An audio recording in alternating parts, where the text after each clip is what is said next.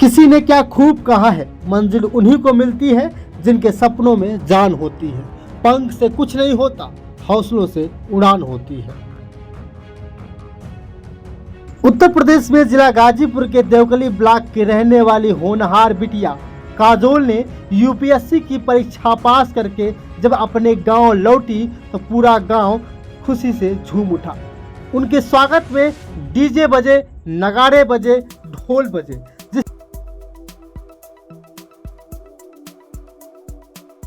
बच्चों को हमेशा ये बताया कि अपनी पहचान खुद अपने से बनाओ, पेरेंट्स के द्वारा नहीं कि मेरे डैडी ये हैं।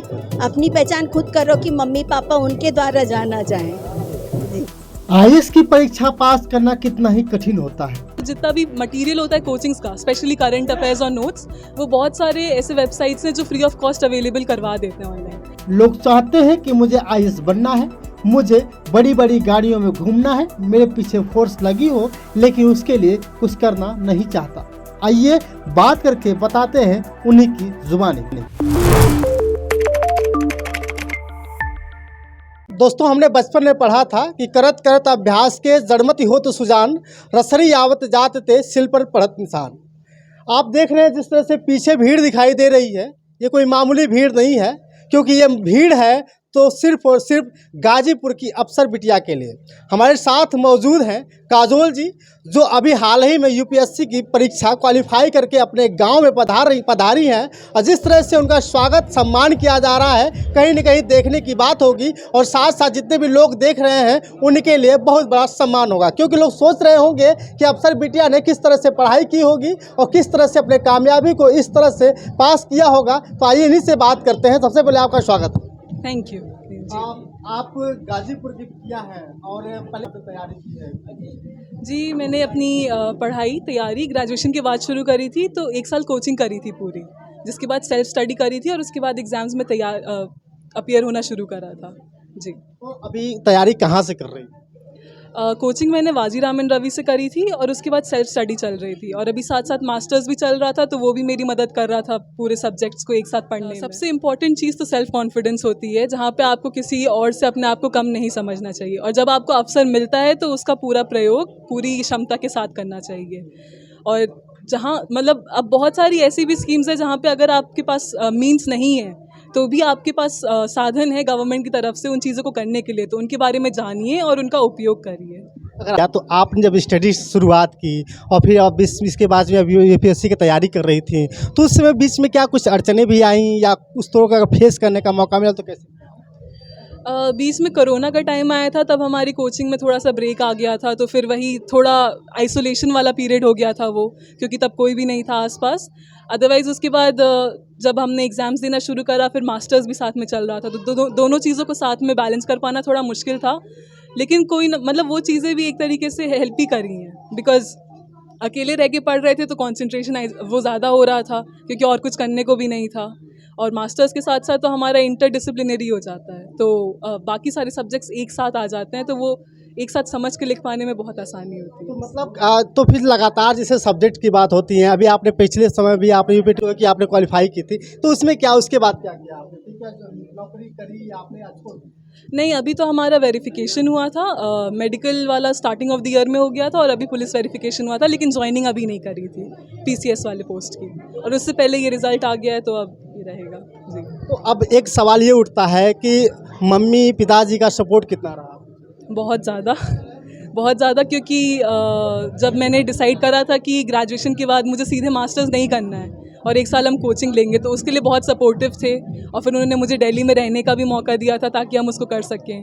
और साइंस था मेरे पास +12 में, उसके बाद मैंने खुद से डिसाइड करा कि ग्रेजुएशन हम ज्योग्राफी से करेंगे और बीटेक नहीं करेंगे, तो उसमें भी काफ़ी सपोर्ट मिला था। तो जब आप पढ़ाई कर रही थी तो इस समय उस सबसे बड़ा प्रॉब्लम्स आती है कि लोग कहते हैं कि नहीं, हम पढ़ना जब शुरू करते हैं, इस बीच में सबसे बड़ा कठिनाइयों का जो कोचिंग सेंटर्स होते थे, कोचिंग में सही से व्यवस्था नहीं मिल पाती है, फिर उसके बाद पब्लिक जो फैमिली प्रॉब्लम्स होती है, उस तरह को भी आपने फेस किया। फेस करने के बाद आप क्वालिफाई किए। बहुत से लड़कियां जो आपको कहीं ना कहीं आइडियल मानेंगी आज के बाद, तो उनके लिए क्या संदेश रहा है कि वो किस तरह से तैयारी करें, किस तरह से नोट्स बनाएं? थोड़ा सा मतलब कोचिंग का ये प्रॉब्लम तो अब हम बोल नहीं सकते, बिकॉज बहुत बार ऐसा होता है कि हम वहाँ जाके कर नहीं सकते हैं, लेकिन अब सबके पास फ़ोन है और इंटरनेट तो सभी इस्तेमाल कर रहे हैं, तो जितना भी मटेरियल होता है कोचिंग्स का, स्पेशली करंट अफेयर्स और नोट्स, वो बहुत सारे ऐसे वेबसाइट्स हैं जो फ्री ऑफ कॉस्ट अवेलेबल करवा देते हैं ऑनलाइन, तो आपको उन चीज़ों का इस्तेमाल करना चाहिए। बाकी सबका पढ़ने का तरीका अलग है, तो अगर आप खुद के नोट्स बना के पढ़ के आपको याद होता है तो आप वैसे करें, और अगर आप सीधे पढ़ सकते हैं किताब से और याद कर सकते हैं तो वो है। हर किसी का अलग अलग रहेगा, लेकिन आपको पता होना चाहिए कि आपके लिए कौन सी चीज़ काम करेगी और उसी के साथ कंसिस्टेंटली काम करना चाहिए। ये अभी आपकी माता जी हैं, आपकी माता जी हैं, इनसे बात करेंगे। माता जी, ये बताइए कि आप अपनी बिटिया को किस तरह से ध्यान रखा? बहुत अच्छे से, अपने से भी ज़्यादा।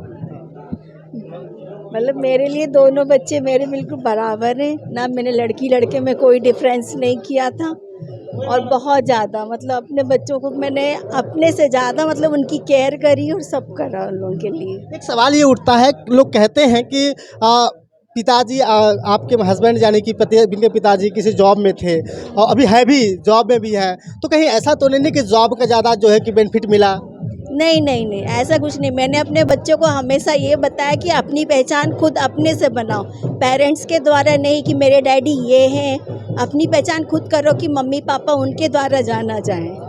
जी, तो कहीं ना कहीं अब दिक्कतें नहीं होंगी? नहीं, पहले भी नहीं थे, बच्चे अपने पे कॉन्फिडेंस थे, हम भी अपने पे कॉन्फिडेंस थे। मैम, एक सवाल आपसे, आखिरी सवाल। बहुत सारे पेरेंट्स हैं जो अपने बच्चों को लड़कियां जैसे कि आगे बढ़ना चाहती हैं, तो सीधे उनका ध्येय हो जाता है कि लड़की बड़ी हो गई है उसकी शादी कर देते हैं, तो इस तरह से कैसे मैनेज करना चाहिए? नहीं, पहले बच्चे को खुद अपने पैर पे खड़ा होना चाहिए, क्योंकि जब तक हम खुद अपने पैर पे नहीं, सामने वाला हमको किस तरह यूज़ करता वो नहीं समझ। क्यों हम अपने पैर पे खड़े रहेंगे तो हम अपना डिसीजन खुद ले पाएंगे।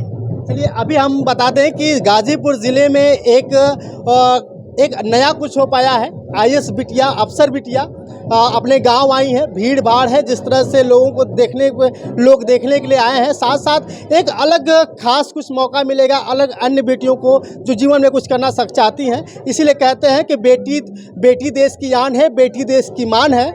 एक बार दे दो अगर मौका बेटियों को, तो बेटियां देश की शान है। बहुत बहुत धन्यवाद।